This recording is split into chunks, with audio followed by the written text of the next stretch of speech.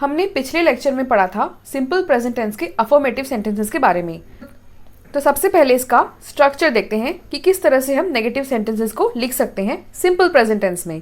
Friends, किसी भी sentence को लिखने का ये बेसिक स्ट्रक्चर होता है subject plus verb plus object. और मैंने यहाँ लिखा है मेन ब्रैकेट में, यानी यहाँ मेन वर्ब आएगी। इसका मतलब यहाँ पर एक हेल्पिंग वर्ब भी आने वाली है। तो वो कौन सी है? बिकॉज ऑफ ग्लेयर मैं यहाँ पर लिखना अवॉइड कर रही हूँ। तो सब्जेक्ट प्लस डू या does plus not plus verb plus object, और ये है हमारी हेल्पिंग वर्ब।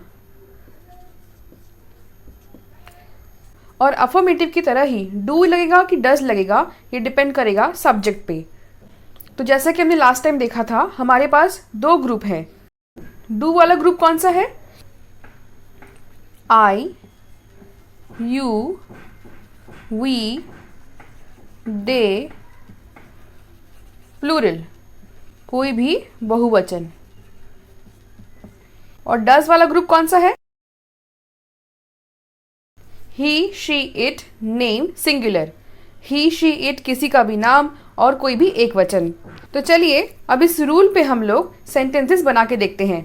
तो सबसे पहले एक बहुत सिंपल सा सेंटेंस बनाते हैं, जैसे कि प्रिया कॉलेज नहीं जाती। तो सबसे पहले आता है सब्जेक्ट, कौन है? प्रिया। इट मीन्स काम को करने वाला कर्ता कौन है? प्रिया। और प्रिया क्या है? नेम। तो नेम के साथ लगेगा डज। Does not. वर्ब नहीं जाती, जाती का English go. Object to college. Priya does not go to college. अब अगर मैं सब्जेक्ट चेंज कर दूं, मैं कहूं कि मैं कॉलेज नहीं जाती, तो आई, क्या आई के साथ डज लगेगा? नहीं, आई के साथ लगेगा do. So I do not go to college, मैं कॉलेज नहीं जाती। एक और सेंटेंस लेते हैं। जैसे कि मैंने आपको बताया था कि जब हम हैबिट्स की, आदतों की बात करते हैं तो भी सिंपल प्रेजेंट टेंस का यूज करते हैं। फॉर एग्जाम्पल, अजय को सेब पसंद नहीं है, या हम इसे यूं कह सकते हैं अजय सेब पसंद नहीं करता है। तो हम इसे कैसे लिखेंगे? कौन पसंद नहीं करता है? अजय। तो सब्जेक्ट कौन है? Ajay. Ajay is a name, तो नेम के साथ डज लगता है।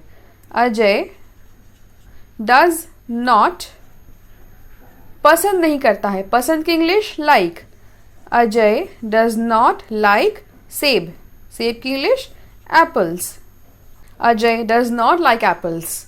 बहुत सिंपल है। यहाँ आप एक चीज नोटिस करिए, यहाँ वर्ब के साथ एस या ईएस हमने नहीं लगाया है।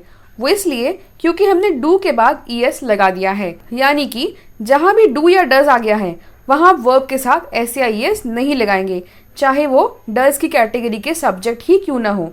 ठीक है। So Ajay does not like apples. यहाँ पर आप इन्हें शॉर्ट फॉर्म में भी लिख सकते हैं, which is don't. Do not को हम डोंट भी लिख सकते हैं और डज नॉट को डजंट, यानी ओ को हटा के अपॉस्ट्रोफी लगा सकते हैं। तो अब एक यूनिवर्सल ट्रूथ लेते हैं, जैसे कि मछलियां आकाश में नहीं उड़ती हैं। ये एक यूनिवर्सल ट्रूथ है, फैक्ट है। सो कौन नहीं उड़ती है? मछलियां, फिशेज। मछली की इंग्लिश हुई फिशेज। क्या हम एक से ज्यादा मछली की बात कर रहे हैं? यस। सो प्लूरल बहुवचन लगेगा डू। Fishes do. नॉट, क्या हम डू नॉट को डोंट लिख सकते हैं? Fishes don't. उसके बाद आएगा वर्ब। तो यहाँ कौन सी क्रिया की बात हो रही है? उड़ने की। मछलियां आकाश में नहीं उड़ती हैं, तो उड़ने की English fly. Fishes don't fly आकाश में, इन द स्काई। मछलियां आकाश में नहीं उड़ती हैं, fishes don't fly in the sky. अब हमारे पास एक और कंडीशन आती है जिसे हम कहते हैं never. Now we have another condition, that is never, यानी कभी नहीं। जब आप नेवर के सेंटेंस बनाएं तो आप सिंपली अफर्मेटिव का ही बनाएंगे, बस उसके आगे नेवर लगा देंगे। जैसे कि अगर हम बात करें वो कभी झूठ नहीं बोलती, तो इसको अगर हम अफर्मेटिव में लिखेंगे तो वो झूठ बोलती है, तो हम इसे लिखेंगे शी लाइज, वो झूठ बोलती है। और यहाँ पर आपको वर्ब के पहले लगाना है नेवर, तो ये बन गया एक negative sentence, she never lies, वो कभी झूठ नहीं बोलती है। एक और एग्जाम्पल लेते हैं, तुम कभी जल्दी नहीं उठते हो। तो इसको हम एक अफर्मेटिव की तरह से लिखेंगे पहले, यू गेट अप, उठना, गेट अप ऑन टाइम, यानी कि तुम टाइम पर उठते हो। यू है तो वर्ब के साथ एस या ईएस नहीं लगा है, subject plus verb plus object. क्योंकि यू डू वाली कैटेगरी में आता है तो यू के साथ नो एस या ईएस। लेकिन हमारा सेंटेंस क्या है, तुम कभी टाइम पर नहीं उठते हो, तो तुम टाइम पर उठते हो की इंग्लिश बनाएंगे और लिख देंगे नेवर वर्ब के पहले।